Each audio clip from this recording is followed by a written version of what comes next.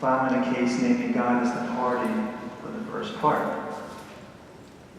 They did all the summonings, and after going through all the necessary legal steps, a final report was given to the court, which read, "After due and diligent search, God cannot be found in New York City." Lawyers will do anything to make a point, won't they, my friends? Did you hear that, Keating?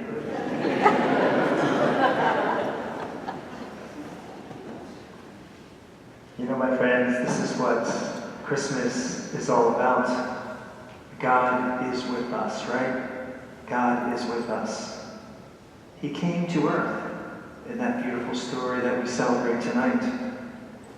But the question we need to ask is why? Why did he come to earth? The answer is found in most of the readings, my friends, and in that beautiful song that we all know so well, Silent Night. What do they say in that second verse? Christ the Savior is born. Christ the Savior is born. He came to earth because he knew we needed a Savior.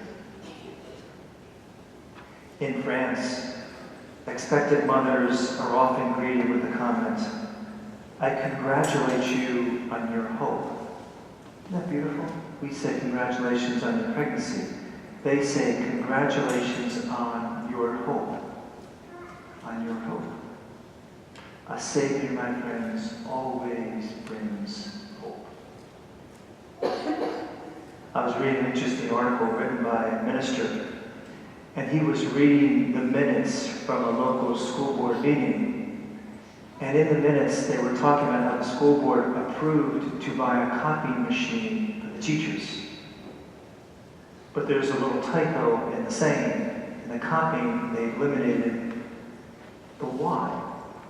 So it simply said, the school board approved a coping machine for the teachers. And he thought the teachers could only wish. But you know, my friends, sometimes we need a coping machine as well, don't we? A Savior helps us cope. A Savior helps us cope.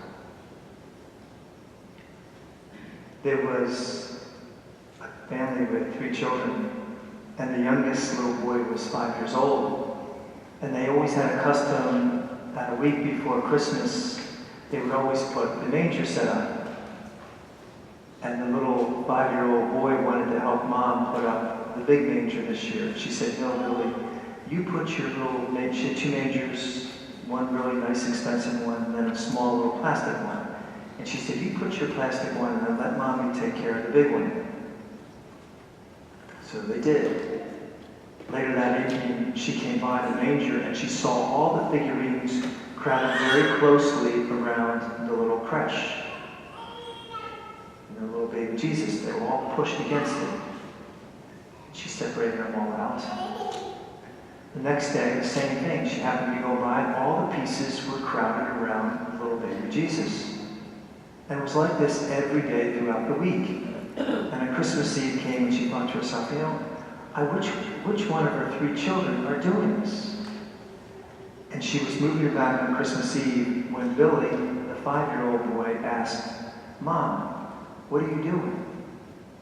And she said, "I'm moving these pieces back where they belong." And she said it rather sharply. And Billy paused and he said, "But Mom, isn't Christmas about getting as close to Jesus as you can?" And the mom stopped. And she thought, isn't it amazing how a 5-year-old little boy teaches us the true meaning of Christmas? Getting as close to Jesus as you can. That's a Savior, my friends. And that is something we all need. Our world, our lives, would be a whole lot better if every single one of us in this church would be closer to Jesus with him. Our lives would be so much better off, and our world as well. Our world as well. Gordon MacDonald. He's an evangelical speaker, but he's also an inspirational speaker as well. Was giving a talk at a teaching hospital university in the United States. And after his talk, a Nigerian woman doctor came up and was talking to him. She introduced herself using her American name. And he said to her, "What's your African name?" And she told him. And then he said to her, "What does that name mean?" And she said, "It means child who takes the anger away." And he said, "Why would your parents name you that?" And she said, "My parents were forbidden to marry by their parents, but they got married anyway. They loved each other and they defied the family opinions. And for several years they were ostracized by both of their parents. Neither set of parents would have anything to do with them. And then this woman's mother got pregnant, and then there was some dialogue. But when she had her child, she had a little girl, this Nigerian doctor, the grandparents held her in the arms for the first time, and the walls of hostility came down. And she said, "I became the one who swept the anger away."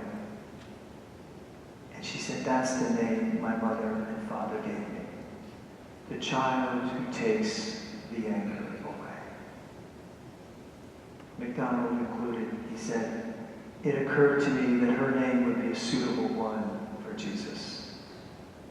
You see, a Savior, my friends, true Savior, can take our anger away. That's Emmanuel, isn't it? That's what we celebrate tonight. A Savior gives us hope, helps us cope, fulfill our desires, and helps us deal with our anger. That's a Savior, my friends, and every single one of us in this church needs that in our life. Every Mass, including tonight, Emmanuel comes, doesn't he? Emmanuel comes in the form of the Eucharist. God with us. As we receive Jesus, my friends, on this Christmas Eve, as we receive him in our Mass, may we most importantly receive him